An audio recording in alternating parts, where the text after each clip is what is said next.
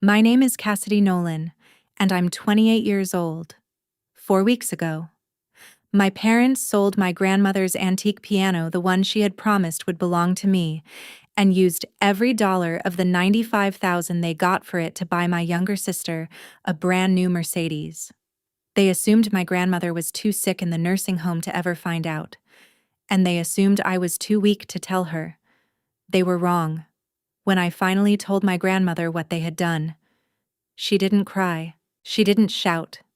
She didn't even look surprised. Instead, she reached for her phone, dialed one number, and calmly spoke 7 words that would destroy everything my parents believed they owned. Before I tell you what those 7 words were and what happened a few days later at my mother's 60th birthday party, take a moment to like the video and subscribe to the channel. But only if you genuinely enjoy stories like this. And drop a comment telling me where you're watching from and what time it is there. Now, let me take you back to the day everything started. The afternoon my grandmother was moved into hospice care. The phone call came on a Tuesday, just after my last piano lesson of the day. I had been packing up sheet music while one of my students struggled to remember the difference between a quarter note and a half note. My phone buzzed. My father's name lit up the screen. I answered immediately. "Your grandmother had another heart attack." He said, "No greeting, no concern, just information. She's stable, but they're transferring her to hospice. Family meeting at the hospital in an hour." I dropped everything. By the time I arrived, my parents and my sister were already gathered in a corner of the waiting room, speaking quietly like they didn't want anyone else to hear. My father, Martin Nolan, stood with his arms crossed, his expression tight and impatient. My mother, Elaine, clutched her designer handbag like it was some kind of shield. And my sister Brittany, 4 years younger than me and the unquestioned favorite in our family, was leaning against the wall scrolling through her phone, barely looking up. "Good. You're here," my father said when he saw me, not, "How are you doing?" Not, "This must be hard. Just business. We need to divide responsibilities." He spoke like he was assigning tasks in a staff meeting. "Someone needs to visit your grandmother every day." He said, "Elaine and I have the business to run. Brittany's at an important stage with Jason's family. Jason Walker, Brittany's boyfriend of 8 months, the son of my father's most important business partner." My father turned to me. "So, Cassidy," he said, looking at me the way people look at someone they're about to give extra chores to, "you'll handle the visits. Your schedule is flexible. Teachers don't exactly work overtime." I wanted to tell him that I taught music to 37 children every week, that I ran after-school programs, that my time mattered too. But the words stayed in my throat. "Of course," I said quietly. "I want to be with her anyway." "Perfect," my father replied, already turning away as if the conversation were finished. "Keep us updated if anything changes." I nodded and walked down the hallway toward my grandmother's room, and just before I turned the corner, I heard my mother's voice behind me, soft, but not soft enough. Her words were meant for Brittany alone. At least Cassidy's useful for something. The following section contains some fictional elements and is AI-assisted for storytelling and educational purposes, and is completely unrelated to any individual or group. I hope you enjoyed this story. If not, please get some rest, stay healthy, and see you again soon. I kept walking. I didn't turn around. Not because I hadn't heard my mother's words, but because I had heard versions of them my entire life. After a while, pain like that stops surprising you. It becomes background noise. Something you carry quietly so other people don't have to acknowledge it. My grandmother's room smelled like lavender and old books. That combination existed because she insisted on it. Hospice staff preferred everything to smell like disinfectant and antiseptic. But Grandma had waved that idea away the first day she arrived. "If I'm going to die," she told me during my first visit, I'm going to do it surrounded by things I actually love. Her name was Margaret Nolan. She was 76 years old, sharp-minded, stubborn, and slowly losing a battle with congestive heart failure. The doctors had been honest with us. Weeks. They said, maybe a month or two if we were lucky. I visited her every afternoon after finishing my lessons. We talked about music most of the time, about the years she spent performing in small concert halls across the Northeast, about the students I taught who couldn't yet read sheet music, but somehow already felt rhythm in their bones. Those conversations were the only place in my life where I didn't feel like an afterthought. One evening, about a week after she moved into hospice, Grandma reached across the bed and took my hand. Her grip was weaker than I remembered, but her eyes were still sharp and alert. "Cassidy," she said quietly, "there's something I need you to know. Anything. Grandma, the Steinway." She paused, letting the word hang in the air. My mother's piano, the one built in 1892. Of course I knew the piano. I had learned my first scales on those ivory keys when I was 7 years old. I could still remember the smooth feel of the worn keys beneath my fingers and the deep, rich sound that filled the living room whenever Grandma played. That piano had been the soundtrack of my childhood. It was the only place in our house where I had ever truly felt seen. "It's yours," she said firmly. I blinked. "Grandma, I've already told your parents," she continued. "I told Martin and Elaine last month, in front of everyone." I remembered that dinner.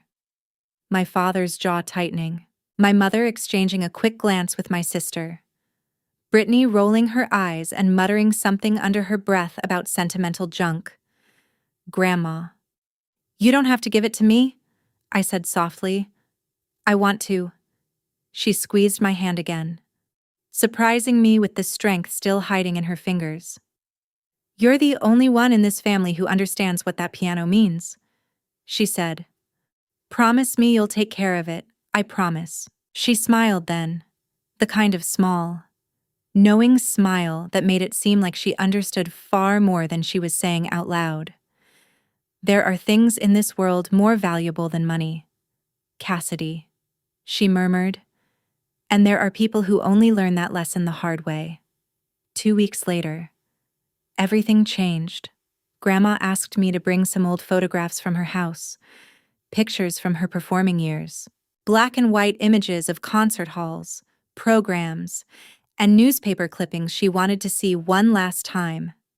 I still had a key to the house, so after my lessons ended on a rainy Thursday afternoon, I drove across town to get them. The house was quiet when I arrived, the kind of quiet that made every step echo.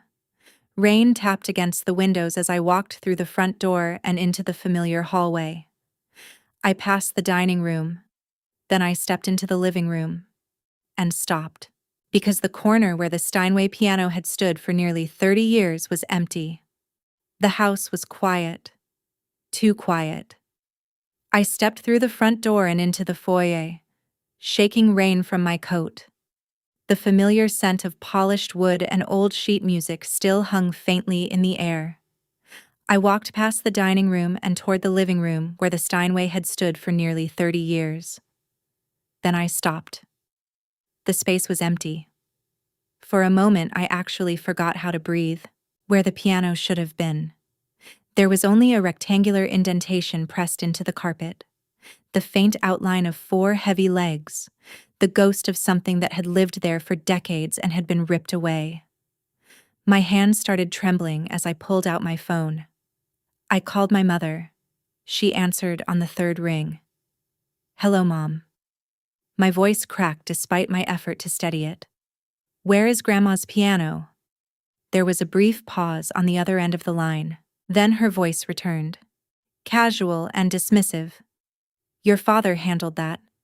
My stomach tightened. "Handled it how, Cassidy?" "These are adult matters," she said coolly. "You don't need to worry about it." "Where is it?" I pressed. I said, "Don't worry about it." The line went dead. She had hung up.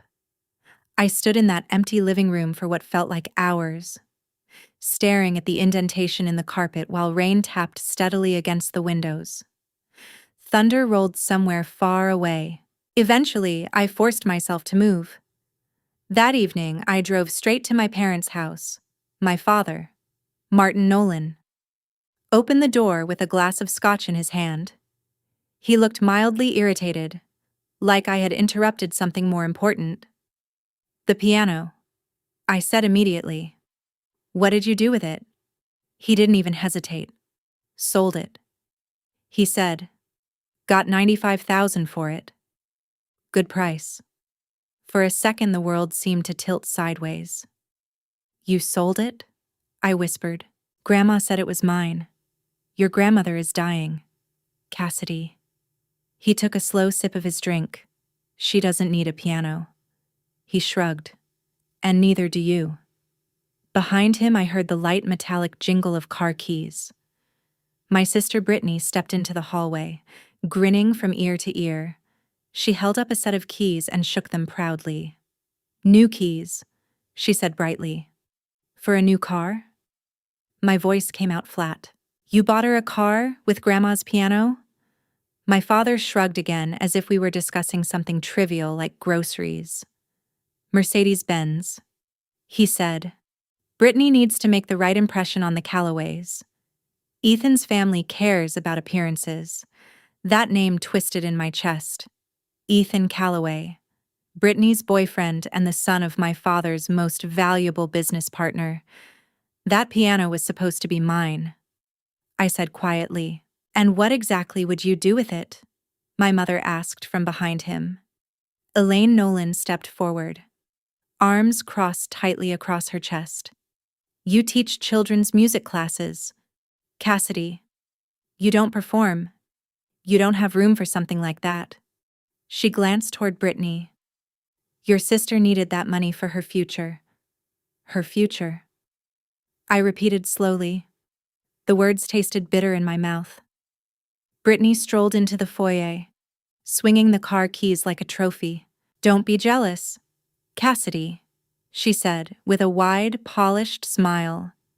"It's not a good look." She tilted her head slightly. "Maybe if you'd chosen a better career, you could afford nice things too." I looked at the three of them standing there together. My father, my mother, my sister. The family where Brittany was always the center of everything, and I was the extra piece no one quite knew what to do with. "Does Grandma know?" I asked. Silence. I looked directly at my father. "Does she know you sold her piano?" My mother's expression hardened instantly. "She's in hospice, Cassidy," she said sharply. "She's on morphine half the time. She doesn't need to hear anything that would upset her." "You mean, you don't want her to know?" My mother stepped closer. Her voice dropped lower, colder. "I mean that if you tell her something that causes her stress and something happens to her," she let the sentence hang in the air, "that will be on you." Her eyes locked onto mine. "Do you really want to be responsible for killing your grandmother?"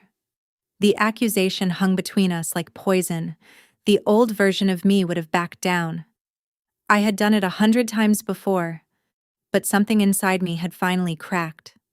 "Grandma has a right to know what happened to her property," I said quietly, "and I'm not going to lie to her." I turned and walked out before they could answer. That night I didn't sleep. My apartment felt smaller than usual. A modest one-bedroom that my parents had always mocked as proof of my poor life choices. I sat on my second-hand couch staring at a framed photograph on the bookshelf. It was my grandmother Margaret at her final concert 20 years ago. Her hands poised above the Steinway keys, her face glowing with purpose. The same piano my parents had sold like it meant nothing, and the same piano she had promised would one day be mine. Her fingers hovered above the piano keys in the photograph. Her face bright with focus and purpose. It was the same Steinway my parents had sold like it meant nothing. I stared at the picture for a long time, the soft lamplight reflecting off the glass frame. My mother's words kept echoing in my head. If something happens, that will be on you. Was she right? If I told Grandma the truth? Would the shock hurt her? Would I be adding more pain to the final days of her life? I closed my eyes and leaned back against the couch, trying to breathe through the knot in my chest. Then I remembered something Grandma had told me years ago. I was 12 at the time and terrified to admit to my parents that I had failed a math test. I had begged her not to tell them. She listened quietly and then said something that stayed with me ever since. Truth can wound, Cassidy, but lies always wound deeper. They just take longer. I pulled my knees up against my chest and sat there in silence. I thought about the last 28 years of my life, every moment when I had stayed quiet to keep the peace. Every time I accepted less because arguing felt pointless. Every time I made myself smaller so the rest of my family could feel bigger. And where had that gotten me? Here, alone in a small apartment, invisible in my own family, watching them erase my grandmother's wishes like her voice meant nothing. If I stayed silent now, I wasn't protecting anyone. I was helping them get away with it. By 3 a.m, my decision was made. Grandma deserved the truth. She deserved to know that her own son had stolen from her, lied to her, and assumed she was too weak to matter anymore. And maybe, just maybe, I deserved to stop apologizing for existing. I set my alarm for early morning. I would go to the hospice center before my first lesson of the day. I would tell her everything. When I arrived the next morning, Grandma Margaret was already awake. She was propped up against a stack of pillows, looking out the window as the sunrise painted the sky in pale orange and gold. When she saw me step into the room, she smiled gently. "You look like you didn't sleep," she said. I didn't. I pulled a chair closer to the bed and took her hand. Her skin felt thin and cool, but her grip tightened slightly around my fingers. "Grandma," I said quietly, "I need to tell you something, and it's going to hurt." Her eyes studied my face, even after everything. They were still sharp and clear. "Then tell me." So I did. I told her about the empty space in the living room where the Steinway had stood.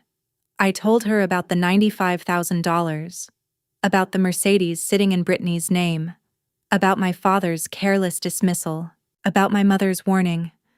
I told her everything. As I spoke, I prepared myself for tears, for anger, for the kind of devastation that might shatter what little strength she had left. But when I finished, Grandma Margaret simply exhaled slowly. Not a gasp of shock, not a cry of betrayal, just a long, quiet sigh. The sigh of someone who had expected this all along. "Grandma," I whispered. She turned her head toward me. Her expression was calm, almost resigned. "I thought something like this might happen. Sweetheart, you knew I know my son." Her voice was steady. "I've watched Martin become this person for 40 years. I hoped he might change someday, but I also prepared myself for the possibility that he wouldn't." My mind started racing. Prepared how, instead of answering. She reached slowly toward the bedside table. "Would you hand me my phone?" I picked it up and placed it gently in her hand. She unlocked it with surprising ease and began scrolling through her contacts. Then she stopped on a name and pressed the call button. A few seconds later, she tapped the screen and placed the phone on speaker. 3 rings. Then a man's voice answered, deep and calm. "Margaret, how are you feeling today? If you think I did the right thing by telling my grandmother the truth instead of staying silent, leave a 1 in the comments. Your voice matters more than you think." And I read every single one. Sometimes the quietest act of courage is simply choosing honesty. "Margaret, how are you feeling?" The voice on the phone was deep, calm, and measured. Grandma Margaret didn't hesitate. "I'm dying, Harold," she said simply. but my mind is clear. And it's time. There was a short pause on the other end of the line. I understand. The man replied. When he asked. Sunday. Grandma said. Elaine's birthday party. At my house? Another pause. I'll prepare the documents. The man said. Thank you, old friend. Grandma ended the call and set the phone down gently on the bedside table. Then she looked at me with a small, knowing smile. I stared at her, completely confused. Grandma, who is Harold Jennings? She said calmly. He's been my attorney for 30 years. He was your grandfather's closest friend. You have your own attorney, I asked. She let out a soft, tired laugh. Oh, sweetheart, she said. I have many things your father doesn't know about. Her eyes sparkled faintly despite the exhaustion carved into her face. Martin has always believed he understands everything about my affairs. She continued. He's always believed that. She paused for a moment. That has always been his greatest weakness. I sat there, feeling like I had stepped onto the edge of something enormous, something I couldn't quite see yet. What's going to happen on Sunday? I asked, slowly. At Mom's birthday party, Grandma Margaret squeezed my hand. Justice. The word was quiet but firm. Delayed, perhaps, she added. But justice nonetheless. I don't understand. You don't need to understand everything yet, she said gently. She leaned back against her pillows, suddenly looking much more tired than before. I just need you to do one thing for me. Anything. Come to the party, she said. Dress nicely, and bring your patience. A faint smile touched her lips. The same patience I taught you when you were learning Chopin and wanted to throw the sheet music across the room, despite everything. I almost laughed. That bad worse, she said softly. Her expression grew more serious again. But necessary. She looked straight at me. Your father and mother need to learn that actions have consequences. Then she added quietly. And I've spent 5 years making sure that when the lesson finally arrives, it will be unforgettable. 5 years. The number echoed in my head. You've been planning something for 5 years, I whispered. Grandma, what did you do? She didn't answer. Instead, she closed her eyes slowly as exhaustion began to overtake her. I protected you, sweetheart, she murmured softly. The way I should have protected you all along. Her voice grew faint. I'm only sorry it took me so long. Within a few minutes, she had fallen asleep. I stayed beside her bed, holding her hand while my mind spun with questions. Harold Jennings. Sunday. My mother's birthday party. And my grandmother's house. Something was coming. I could feel it. I just didn't know what it would be. 2 days later, I found myself sitting in a small law office on the outskirts of Philadelphia. The brass nameplate on the door read, Harold Jennings, attorney at law. The office inside smelled faintly of old leather and paper. Tall shelves lined the walls from floor to ceiling, filled with thick legal books whose pages had probably been turned thousands of times. Harold Jennings was nothing like I expected. He looked to be in his late 60s, with neatly combed silver hair and thin gold-rimmed glasses. His movements were slow but deliberate, like a man who had learned long ago that patience was more powerful than speed. When he entered the room, he offered me his hand. Cassidy Nolan, he said warmly. Your grandmother speaks about you often. He smiled kindly. It's a pleasure to finally meet you. It's a pleasure to finally meet you. He said again. Mr. Jennings. Harold. Please. He interrupted gently.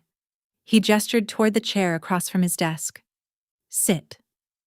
I lowered myself into the chair, suddenly aware that my hands were trembling slightly.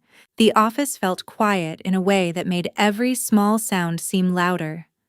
The rustle of paper, the ticking of a clock somewhere behind me. Your grandmother asked me to explain a few things before Sunday, Harold said calmly. I nodded.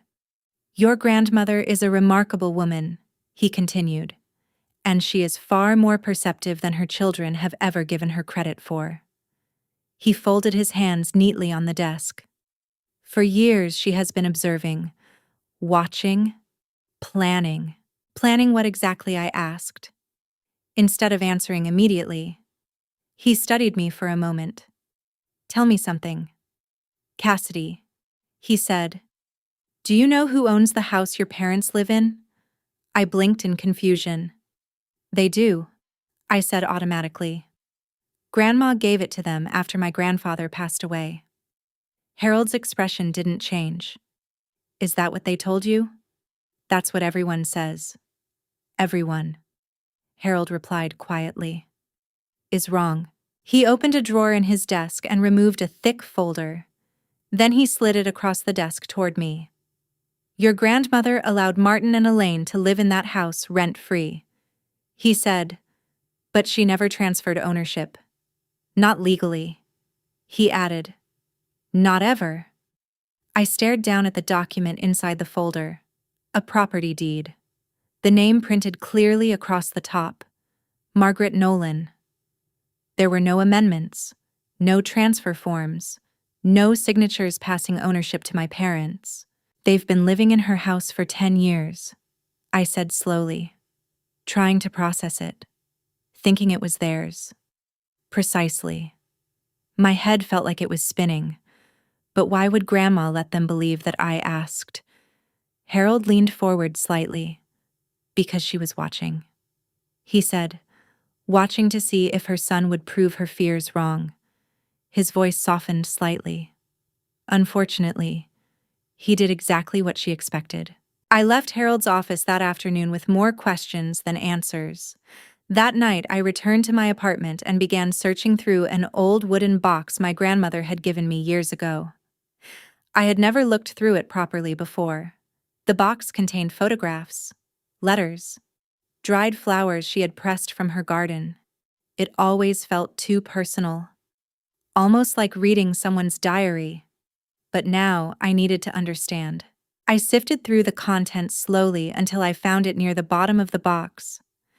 A sealed envelope. The paper had yellowed with age. My name was written across the front in my grandmother's careful handwriting. Cassidy. Beneath it were 6 smaller words. For Cassidy. When you need to understand? My fingers trembled as I opened the envelope. Inside was a photograph and a copy of a legal document. The top portion of the document was partially covered, but the signature at the bottom was unmistakable. Margaret Nolan. The date beside it was from 5 years ago. Attached to the corner was a small handwritten note from her. The house never left my hands. Sweetheart. It was only borrowed, and some borrowers don't deserve the privilege. I read the note 3 times before the meaning finally settled in. Sunday's birthday party was being held at my grandmother's house, the same house my parents treated like their own. The house where they hosted dinner parties and holiday gatherings. The house where they sold the Steinway piano that had sat in the living room for 30 years, as if it belonged to them. But it didn't belong to them. It never had. My father had built his entire sense of success on a foundation that wasn't real. I thought about every lecture he had ever given me about smart investments and financial responsibility. Every time he mocked my small apartment. Every time he talked about real assets, all while living inside a home that legally wasn't his. The irony was almost overwhelming. I carefully placed the letter back into its envelope and set it on my nightstand. Sunday was only 3 days away. Whatever my grandmother had planned, it was going to happen in the very house my parents believed they controlled, and they had absolutely no idea what was coming. The night before the party, my phone rang. Grandma Margaret. Her voice sounded weaker than before. I could hear the strain behind every word, but her mind was still sharp. Cassidy, she said softly. Are you ready for tomorrow, Cassidy? Are you ready for tomorrow? My grandmother's voice on the phone was softer than usual, but it still carried the quiet strength I had always known. "I think so," I said. Then I hesitated. "Grandma, are you sure about this? It's Mom's birthday, and there will be a lot of people there. That is exactly why it needs to happen tomorrow," she replied. She paused to catch her breath. "Your father sold my piano in front of everyone at that family dinner last month." She continued slowly. "He announced it like it was his decision to make." Her voice remained calm, but I could hear the weight behind every word. "He didn't ask me, and he certainly didn't think about you." I closed my eyes. "I remember." "Then you understand why this lesson needs witnesses," she said. Her voice softened. "I'm not doing this for revenge. Cassidy, revenge is empty." Another pause. "I'm doing this because it's right, and because you deserve to be protected, especially after I'm gone." Tears burned behind my eyes. "Grandma, I should have said something sooner," she whispered. "I watched the way they treated you for years, and I kept hoping Martin would change." She sighed quietly. "That was my mistake. Love made me blind for too long." "It's not your fault," I said quickly. "Maybe not entirely," she answered. "But I can still make things right." For a moment the line went quiet except for the faint sound of her breathing. "I don't have much time left. Cassidy," she said gently. "The doctors say a few weeks, but I think it's less. I can feel it." Her voice grew softer. "So I need to know something.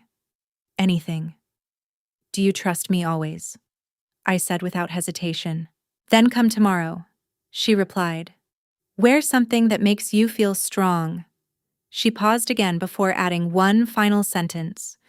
"And no matter what happens, remember that you are not the villain in this story. You never were." We said goodnight after that. I held the phone against my chest for a long time after the call ended. Tomorrow would change everything. I just had to be ready to let it. Sunday arrived with pale winter sunlight and the kind of crisp air that made everything feel sharper and more real. My grandmother's house looked almost festive. A large banner reading "Happy 60th Birthday." Elaine hung across the porch railing. Cars lined the driveway and spilled out along the street. I parked near the end of the block and sat in my car for a moment. Taking a slow breath, I had chosen a navy blue dress. Simple but elegant. The pearl earrings my grandmother had given me on my 21st birthday rested against my neck. My hair was pinned neatly back. It felt like armor for a battle I didn't fully understand yet. When I stepped inside, the house buzzed with conversation. About 30 people had already gathered. Aunts and uncles I only saw at holidays, old neighbors, several of my father's business associates. Near the fireplace, I spotted Ethan Calloway and his father talking quietly. Brittany stood beside Ethan with her arm looped through his, smiling brightly. But my eyes were immediately drawn to the living room. The corner where the Steinway had stood for 30 years was empty. Someone had placed a large potted plant there, as if greenery could somehow fill the absence. It looked ridiculous. A leafy apology for something that could never really be replaced. Across the room, my mother Elaine stood near the dining table in a red designer dress, accepting compliments as if she were royalty receiving tribute. My father Martin moved easily through the crowd, greeting guests with his usual practiced charm. And in the far corner of the room, almost unnoticed among the guests, sat Harold Jennings. His leather briefcase rested beside his chair. He caught my eye from across the room and gave me a nearly invisible nod. I nodded back. A moment later, my great-aunt Clara, my grandmother's younger sister, appeared beside me. "Cassidy, sweetheart," she said softly.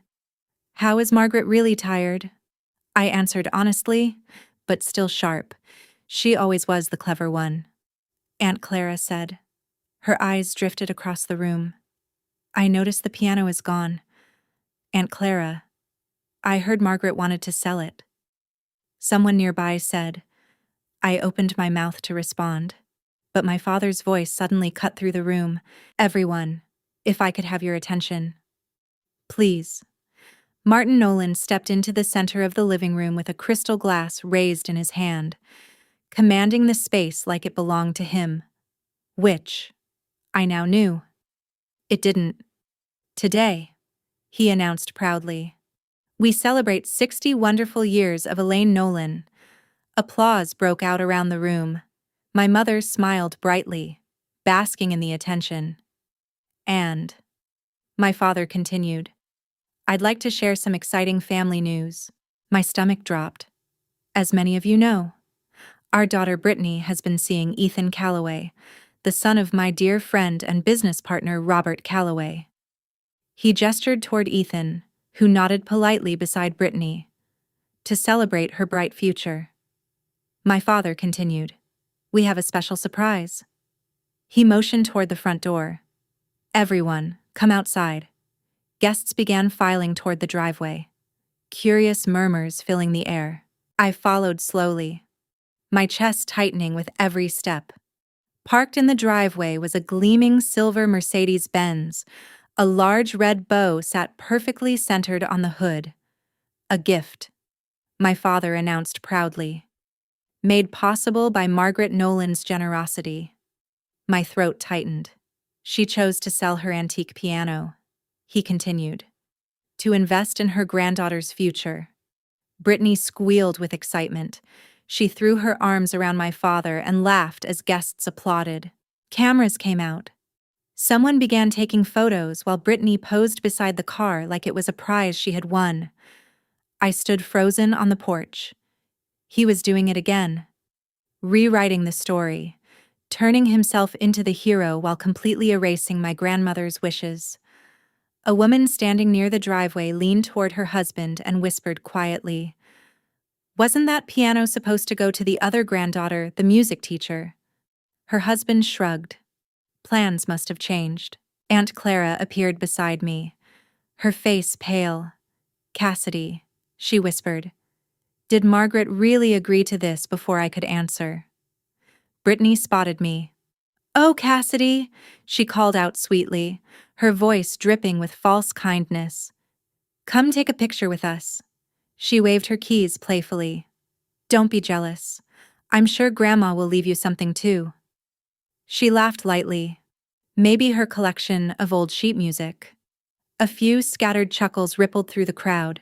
My hands started shaking. My vision blurred as tears threatened to fall. But I forced them back. And then, behind me, I heard the quiet click of a briefcase opening. Guests began moving back inside the house, but before my father could follow them, Aunt Clara stepped directly into his path. Martin, she said calmly. Her voice was steady. But I noticed her hands trembling slightly. I need to ask you something. My father's smile remained fixed in place. Can it wait? Clara, we're in the middle of a celebration. Did you ask Margaret before you sold that piano? The question dropped into the room like a stone into still water. Nearby conversations faltered and faded. Mother is in hospice, my father replied smoothly. She's not in a condition to handle decisions like that. We did what was best for her. He lifted his chin. I spoke with her this morning. Aunt Clara straightened. She's perfectly clear-headed. Martin, she said firmly, completely lucid. Her voice grew stronger, and she told me you never asked her permission. Silence spread through the room. I saw Robert Calloway frown slightly. Ethan shifted uncomfortably beside Brittany. My mother stepped forward quickly, her face flushed. Clara, this is my birthday. Let's not create a scene. A scene? Aunt Clara laughed softly. But there was no humor in it. Elaine, your husband sold Margaret's most precious possession without her knowledge and used the money to buy a car. She gestured toward the driveway. If anyone created a scene here, it wasn't me. The room fell completely silent. 30 pairs of eyes moved back and forth between my parents and Aunt Clara. My father's composure cracked just slightly. "This is a private family matter," he said sharply. "It doesn't need to be discussed in public." "Actually," another voice said calmly behind us, "I think public is exactly where it should be discussed." I turned. Harold Jennings was standing now. His briefcase was open, a folder of documents resting in his hands. He walked slowly toward the center of the living room with the calm confidence of someone who had done this many times before. "Good afternoon, everyone," he said clearly. "My name is Harold Jennings. I am Margaret Nolan's attorney." My father's face went completely pale. The silence in the room became suffocating. Harold positioned himself carefully near the empty corner where the Steinway piano had once stood. The choice felt deliberate. "I apologize for interrupting the celebration," he continued calmly. "However, Margaret Nolan has asked me to address several urgent matters concerning her estate. Given the circumstances," he added, "she felt it was important that her family and close associates hear this information directly." My father spoke first. "My mother has an attorney." "Since when?" "Since 30 years ago." "Martin." Harold replied politely. His tone remained calm, but there was an unmistakable edge beneath it. "I also represented your father." He paused slightly. "You would know that, if you had ever bothered to ask." Muffled gasps spread through the room. Someone whispered behind me, "Oh my God." My mother stepped forward quickly. "Margaret is dying," she snapped. "She's not in her right mind. Whatever documents you think you have." Harold raised one hand gently, silencing her. "I visited Margaret this morning," he said. "Her nurse can confirm that she is fully competent and entirely lucid." He opened the folder and removed a document. "She personally instructed me to address this gathering today." He lifted the paper so everyone could see it. "There appears to be some confusion regarding property ownership." He held up the document. "This is the deed to the house we are currently standing in." I watched the color drain completely from my father's face. "Notice the name listed here," Harold said calmly. "Margaret Nolan." He looked directly at my parents. "Not Martin Nolan. Not Elaine Nolan." He paused long enough for the words to settle. "This property has never been transferred. It was never gifted. For the past 10 years. Your parents have simply been living here rent-free at Margaret Nolan's generosity. Nothing more." Whispers exploded throughout the room. My father grabbed the back of a chair to steady himself. Brittany stared at him in shock. And Harold Jennings was not finished. "That," he said quietly, "is only the beginning. If you're still listening, you're probably holding your breath the same way I was in that moment." Before I tell you what Harold revealed next, let me ask you something. Who do you think actually owns that house? Option A. My parents. Because surely my grandmother must have transferred it to them at some point. Option B. My grandmother. Because there has been a secret all along. Or option C. Me. Because the biggest twist hasn't even happened yet. Drop your answer in the comments and keep listening. Because what happened next changed everything. My father's voice cracked as he stared at the document. "This is impossible," Martin said. "Mother told us the house was ours. She promised. She promised you could live here." Harold corrected calmly. He placed the deed flat on the dining table where everyone could see it. "There is a significant legal difference between living somewhere and owning it. Mr. Nolan." The realization began spreading through the room like wildfire. I saw Robert Calloway slowly take a step back from my father. One of the neighbors leaned toward her husband, whispering something under her breath. "For 10 years," Harold continued, "you have lived in this property without paying rent, utilities, or property taxes. All of those expenses were covered directly by Margaret Nolan's accounts." His voice remained steady. You treated this home as if it were yours. You even made structural changes without permission." He glanced toward the ceiling where the modern light fixtures my mother installed last year now hung. "Legally speaking, you are tenants at will, and the property owner has the right to terminate that arrangement at any time." "You cannot be serious," my mother said sharply. "We have lived here for a decade. We have invested in this house. Invested without authorization." Harold replied. His expression did not change. "Any modifications made without written consent legally belong to the property owner." "Margaret Nolan." Brittany grabbed Ethan's arm. "This is insane," she said. "Dad, tell them this is some kind of joke." But my father couldn't speak. He stood there staring at the deed as if it were a death sentence. "There is also another matter worth mentioning," Harold continued almost casually.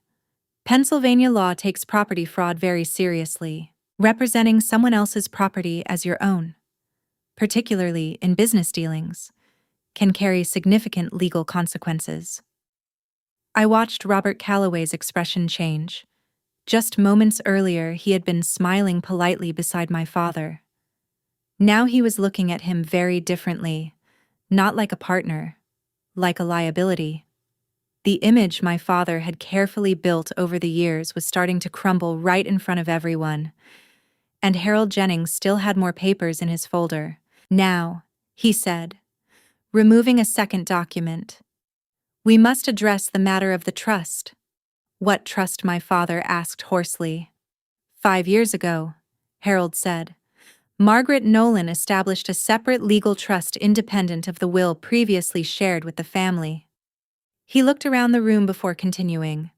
"This trust was created specifically to protect her most valuable assets in the event of financial misconduct." "Financial misconduct," my mother sputtered. "We are her family. Family members are fully capable of misconduct," Harold replied calmly. "As recent events have clearly demonstrated." He lifted the document in his hands. "According to the terms of this trust, the following assets are irrevocably assigned to a single beneficiary." He began listing them one by one. "The house we are currently standing in, Margaret Nolan's financial accounts, and all items of sentimental value, including the 1892 Steinway piano that was recently sold without authorization." Then he looked up. His eyes settled directly on me. "The sole beneficiary is Cassidy Nolan." The room fell completely silent. Then Brittany screamed. "What? That's fraud," my father shouted immediately. "She manipulated her, that little Martin." Harold's voice turned cold. "I strongly advise you to choose your next words carefully." He gestured calmly toward the room. "Everything said here today has been witnessed by more than 30 people." Aunt Clara stepped beside me and squeezed my hand. "Margaret knew exactly what she was doing," she said quietly. Harold continued speaking. "For 5 years, Margaret Nolan observed her family. She waited. She hoped her son would prove her wrong." He paused. "Instead, he sold her most treasured possession to purchase a luxury vehicle for the granddaughter who rarely visits her." He looked directly at my father. "Actions have consequences, Mr. Nolan." My mother had begun crying. Brittany looked pale, like she might faint, and I couldn't move. I couldn't breathe. Harold allowed the room to absorb the shock before continuing. "Regarding the sale of the Steinway piano," he said, pulling out another document. "Because the piano was part of the trust and Cassidy Nolan is the designated beneficiary, the sale conducted without trustee consent constitutes unauthorized disposal of trust property." Brittany's voice came out small and shaky. "What does that mean?" "It means," Harold replied calmly, "that the $95,000 obtained from that sale must be returned to the trust within 30 days. His eyes moved slowly across my parents and sister. "If repayment is not made within that period, civil litigation will begin for misappropriation of trust assets." He paused. "Given the documentation involved, the outcome would not be favorable for your family." My father laughed suddenly. It was a hollow, desperate sound. "We don't have $95,000 sitting around," he said. The money went to the car. Harold nodded toward the window. Outside, the silver Mercedes still sat in the driveway with its red bow. "Then I suggest liquidating that asset," he said calmly. "The dealership may accept a return, although you will likely incur a significant loss." Brittany burst into tears. "My car. You're taking my car. I'm not taking anything." "Miss Nolan," Harold replied, "I'm simply explaining the legal consequences of your family's choices." Brittany looked desperately toward Ethan, but he had already taken a step away from her. His expression had gone carefully neutral. Robert Calloway leaned down and whispered something to his son. Neither of them looked sympathetic anymore. And finally, Harold continued, "Margaret Nolan has asked me to inform you that your living arrangement in this property will now be formally restructured." My mother's voice barely came out. "Restructured." "You may remain here temporarily," Harold said, "but a formal lease agreement will be required." "A lease," she whispered. "In the house we've lived in for 10 years, Harold nodded slightly. "In the house?" he corrected gently. "That you never owned." The room fell completely silent. Every single pair of eyes in the house turned toward me. My father slowly turned in my direction, his face twisted with anger and disbelief. "You did this," Martin said hoarsely. "You poisoned her against us." I didn't move. "No, Dad," I said calmly. "I didn't do anything." My voice was steadier than I expected it to be. "Grandma made those decisions 5 years ago, long before I knew anything about them. I only found out this week." "Liar." My mother snapped. Elaine's voice shook with bitterness. "You've always been jealous of Brittany, jealous of this family and everything we built. This is your revenge." Revenge. Something inside me hardened. "I didn't sell Grandma's piano without asking her," I said quietly. "I didn't spend the money on a car for myself. And I didn't lie to everyone about what really happened." I took a step forward and looked directly at my mother. "I'm not the one who said, 'At least she's useful for something,' when I agreed to visit Grandma every day." A wave of shocked murmurs passed through the room. "And I'm not the one who hung up the phone when I asked what happened to her piano." I held her gaze. "And I'm definitely not the one who threatened me by saying I would be responsible for killing Grandma if I told her the truth." Gasps rippled through the crowd. Aunt Clara's hand tightened around mine. For the first time in my life, I didn't look away. I spent 28 years invisible in this family. I continued quietly. "I accepted it because I thought that was what love meant. Making yourself smaller so everyone else can feel bigger." I looked at my father, then my mother, then Brittany, who was still crying somewhere near the doorway about the car she was about to lose. "But Grandma taught me something different," I said. "She taught me that loving yourself sometimes means standing up for what is right, even when it costs you everything." I took a slow breath. "So here is what I want you to understand. I'm not apologizing anymore. I'm not staying silent anymore. And I'm done pretending everything is fine when it isn't." The room remained absolutely still. No one said a word. One by one, guests began quietly gathering their coats. People avoided eye contact as they slipped toward the door. Soft whispers filled the air as the crowd slowly disappeared. Within minutes, the house that had been full of voices felt strangely hollow. Harold gently touched my arm. "Cassidy," he said quietly, "we should discuss the next steps." I nodded, still feeling like I was watching everything from outside my own body. "Legally speaking," Harold continued softly so only I could hear, "you have several options. You could demand immediate eviction, given the circumstances. Your grandmother would absolutely support that decision." I looked across the room. My father had collapsed into a chair, his head buried in his hands. My mother stood frozen near the window. Mascara streaked down her face. Brittany had vanished outside, probably still crying beside the Mercedes. They looked broken. Part of me wanted revenge. A small, wounded part of me wanted them to feel every bit of the pain they had caused me for 28 years. But that wasn't the person I wanted to become. I don't want to throw them out, I said quietly. Not immediately. Harold raised an eyebrow. Are you certain? Yes. I inhaled slowly. Here's what I want. The $95,000 gets returned within 90 days. Not 30. I'll give them time to sell the car and figure things out. They can remain in the house under a formal lease agreement with minimal rent. My voice faltered for just a moment.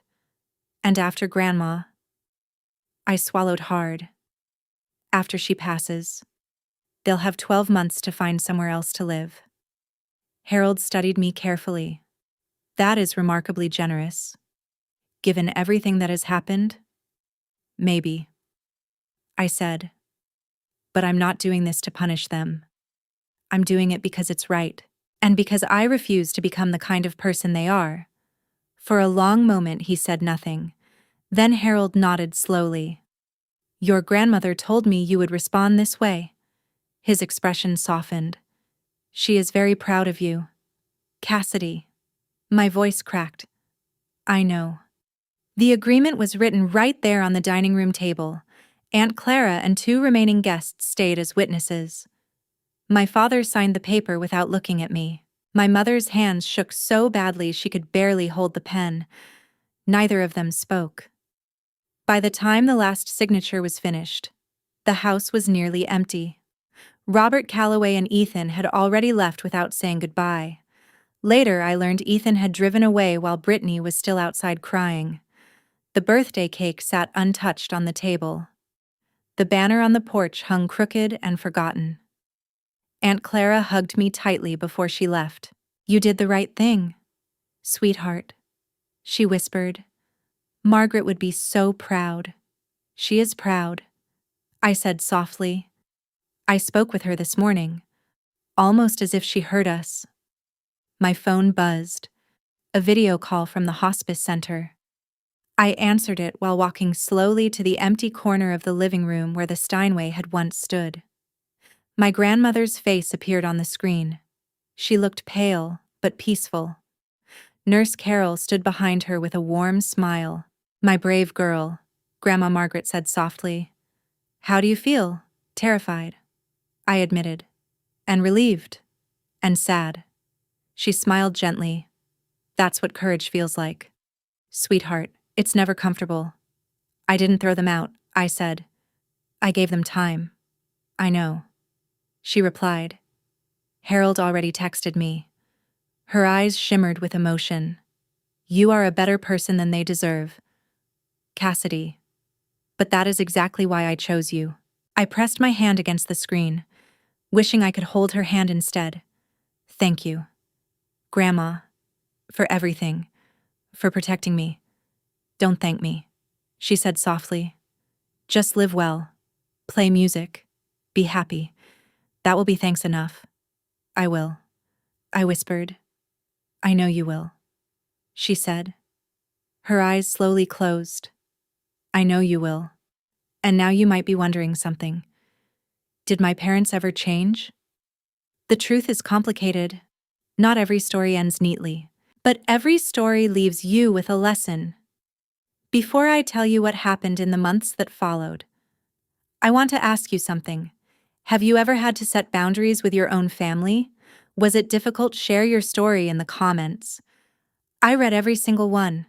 I read every single comment you left. And in the first week after the party, everything fell apart faster than I could have imagined. News travels quickly in tight social circles, and the story of what happened at Elaine Nolan's 60th birthday spread through our community like wildfire. My father's business partners suddenly became very busy. Meetings were postponed. Phone calls went unanswered. People who had once treated him like a rising success now seemed strangely unavailable. Robert Calloway officially withdrew from the joint venture he and my father had been negotiating for months. When my father demanded an explanation, the answer he received was blunt. "I can't do business with someone I can't trust." Then Robert added something even colder. "Martin, if you're willing to deceive your own mother, what would you do to a business partner?" The deal would have been worth more than $200,000. It disappeared overnight. Brittany was forced to return the Mercedes. The dealership offered them only $80,000, $15,000 less than what my parents had paid. She screamed at the salesman for nearly 20 minutes before finally signing the return papers. 3 days later, Ethan ended things. Not in person, not even with a phone call. A text message. "My family thinks it's best if we take some time apart." The translation was obvious. The Calloways wanted nothing to do with the Nolan family scandal, for the first time in her life. Brittany was ordinary. No luxury car, no wealthy boyfriend, no special treatment. She had to borrow my mother's old Honda just to drive to job interviews. I didn't celebrate. I didn't call. I didn't even mention it. I simply continued living my life. I taught my students their scales and finger exercises. I visited Grandma Margaret every evening, but I would be lying if I said I felt nothing watching the illusion crumble. My father had spent years measuring success through appearances. The house, the car, the right connections. Now he was learning something he had never understood before. None of it had ever been his. The entire foundation of his identity had been borrowed, and borrowed things eventually have to be returned. 3 weeks after the birthday party, the hospice called me at 6 in the morning. "You should come now," the nurse said gently. "She's asking for you." I drove faster than I should have. My heart pounded the entire way there. When I arrived, the room was quiet. Soft morning light filtered through the curtains, painting golden shadows across the bed.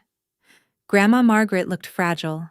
Her breathing was shallow, her skin almost translucent, but her eyes were open, and when she saw me, she smiled. "My Cassidy," she whispered, "come sit with me." I took her hand carefully. It felt incredibly light, like holding a bird. "I have something I need to tell you," she said slowly. "Something I should have said years ago." "What is it?" "Grandma, I'm sorry." The word surprised me. Sorry for what? A tear slid slowly down her cheek. "I watched the way they treated you year after year," she said quietly. "I kept hoping Martin would change. I kept hoping Elaine would see how special you are." She swallowed. "I made excuses because I didn't want to believe my own son could become someone like that." Her voice faltered.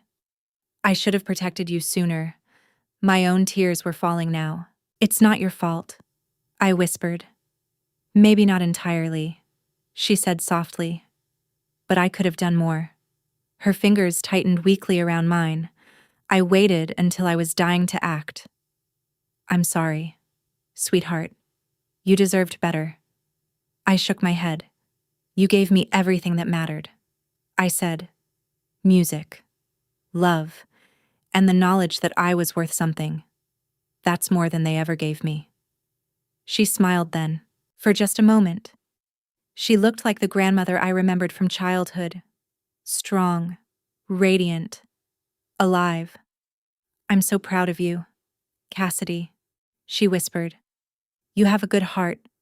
She paused. "But you finally learned how to protect it." "You taught me that," I said softly. "Then I did something right." Her eyes slowly closed. "I'm tired now. Sweetheart, stay with me." "I'm right here," I said. Grandma Margaret passed away that evening, peacefully, with my hand in hers. 5 days later, we held her funeral at the small church she had attended for nearly 50 years. Just as she had requested. It was simple. No elaborate arrangements, no grand displays, only music, memories, and the people who truly loved her. I played the piano during the service, not the Steinway that had once stood in her living room. That was gone forever. Instead, I played the modest upright piano that belonged to the church. I performed Chopin's Nocturne in E-flat major, the first piece Grandma ever taught me. The church was half full. Aunt Clara sat in the front row holding a handkerchief in trembling hands. Several of Grandma's old colleagues from her performing days filled the pews behind her. White-haired women who still remembered when Margaret Nolan's name meant something in the world of classical music. My parents sat in the very back. They didn't approach me before the service. They didn't approach me afterward either. My mother wore dark sunglasses the entire time. My father stared straight ahead like a man waiting for judgment. Brittany didn't attend. My mother quietly explained to someone that she was too emotionally fragile. I delivered the eulogy. I spoke about Grandma's music, her wisdom, her quiet strength.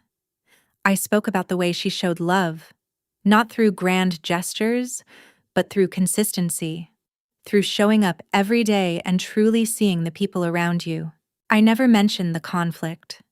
The funeral wasn't the place for that.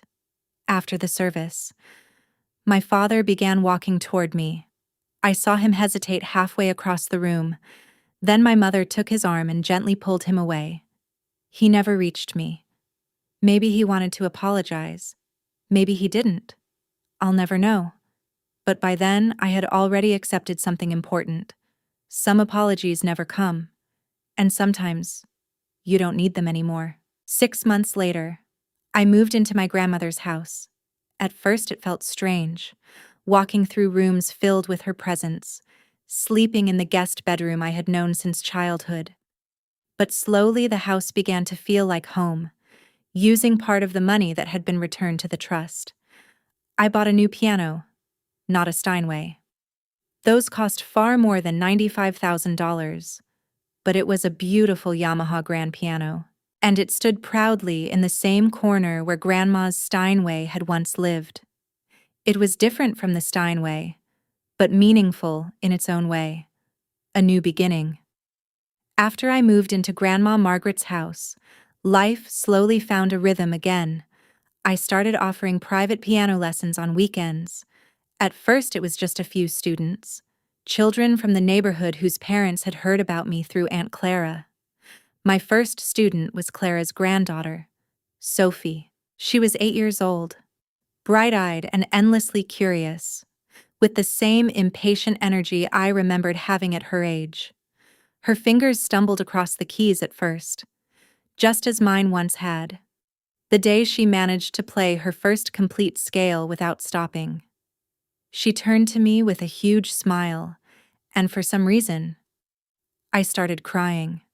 Not because of sadness, but because it felt like something beautiful was beginning again in that house. My parents moved out 2 months after Grandma passed away. They didn't stay for the full 12 months I had offered them. They said the house carried too many painful memories. Personally, I think they simply couldn't stand the reminder of everything they had lost. They bought a small condo across town. My father's business struggled for a while after the scandal. What remained of it eventually shrank to half the size it once had been. My mother joined a different social club, one where people didn't know the Nolan family history. We didn't speak anymore. Not out of anger exactly, just distance. Some gaps grow too wide to easily bridge. But I wasn't bitter. Bitterness is exhausting, and I had a life to build. In the evenings, I often sat at the piano until the sky darkened and the stars appeared outside the windows. Sometimes I played Chopin, sometimes Bach, sometimes melodies that didn't belong to anyone at all. Music that simply wandered wherever it wanted. Grandma Margaret was still present in those moments.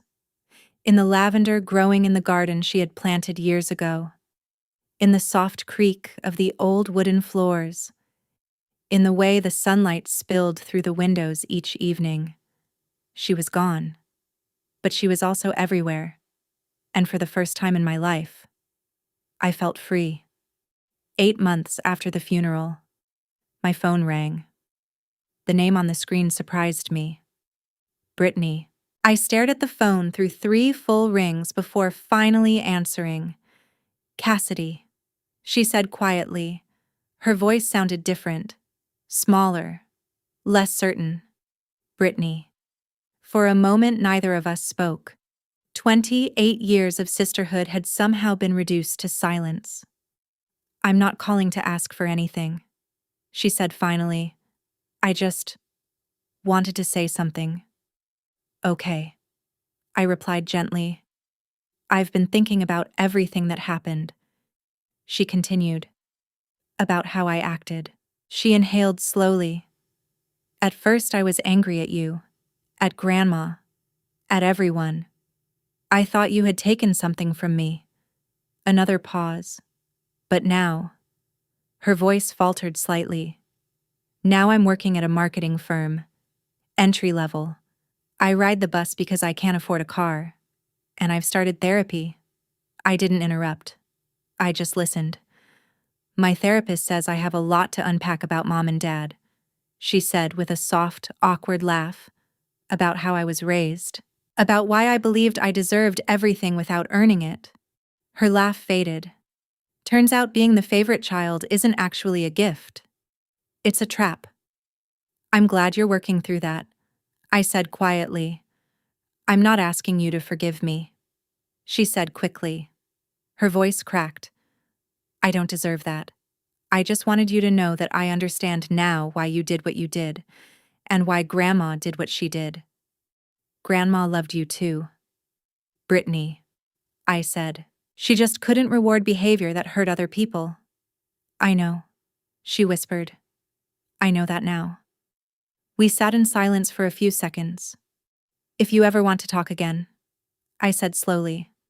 I'm willing to listen, but trust takes time to rebuild. I understand, she said. Good. We ended the call without saying goodbye. Not because we were cold, but because neither of us quite knew how to close that conversation. Some doors open slowly after they've been shut, but they can still open. It is spring now, a full year since Grandma Margaret entered hospice.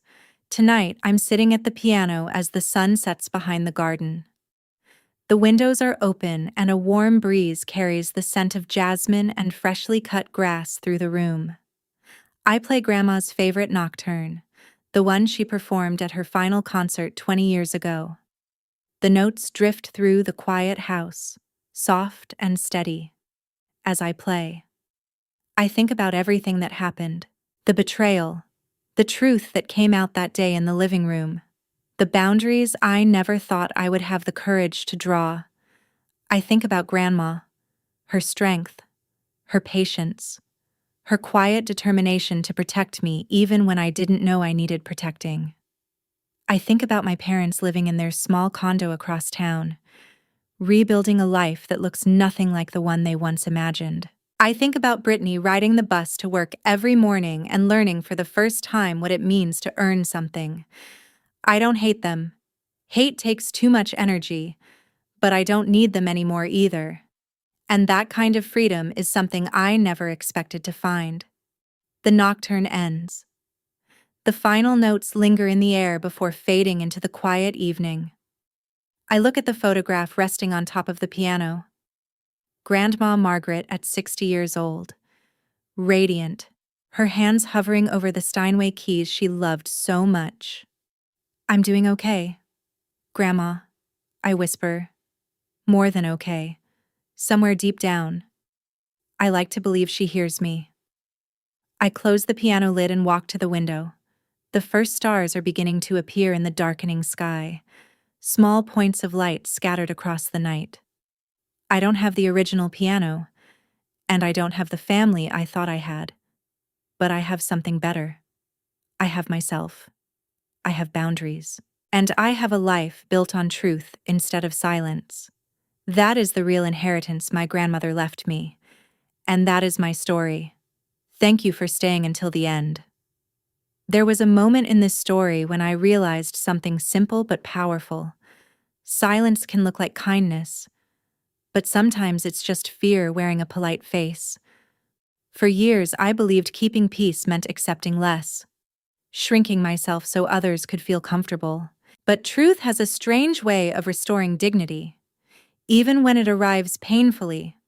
Standing up for what is right doesn't always feel heroic in the moment. Sometimes it feels terrifying, lonely, and uncertain.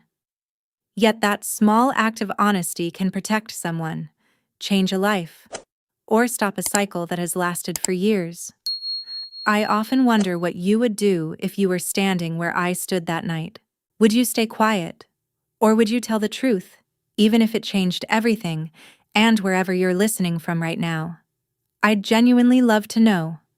Leave a comment and tell me your city or country.